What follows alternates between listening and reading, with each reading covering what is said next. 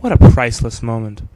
To the untrained mind, it may appear as if Andrew Ryan is dead for good and there's no chance for a sequel. However, I have noticed something in the game that does not rule this out, and I have proof of it here for you today. Initial deployment, vita-chamber. Client Ryan Industries, stage 1, each complete. Sinclair and Alexander tried to explain the science to me, but Suchar does not believe them. They keep saying plasmid reconstruction this and quantum entanglement that, and then poof, dead people come back to life. Bullshit! Of course, Ryan will only allow it to be tuned to his genetic frequencies for the testing.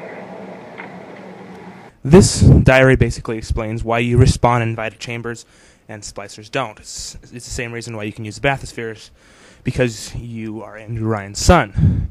Because of this, you share his DNA. Well, I can also think of another person who has Andrew Ryan's DNA. That person is Andrew Ryan. So, with this train of logic, it would only be logical that he would simply respawn in a vita-chamber after you left. The announcement has been made that they are going to make a Bioshock 2 and 3, although at this point I have no idea what they're supposed to be about. The rumor on the internet actually is that at this point Bioshock 2 is planned to be a prequel to Bioshock, and that it will chronicle the events of the war in Rapture and before Jack's arrival and before the entire city went to hell. This would be a pretty cool idea, although, as we've seen, that isn't necessarily what it has to be about, because Andrew Ryan is still alive. He could come back and he could rebuild the city, or he could do whatever he wants.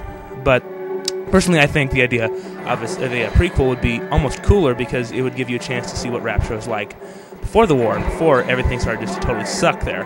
Because even walking around the ruins, it seems like a pretty awesome place, and it would be pretty cool to see it in its former glory. But I think one thing we can all agree on is that no matter what they make it about, it will probably be a pretty awesome game.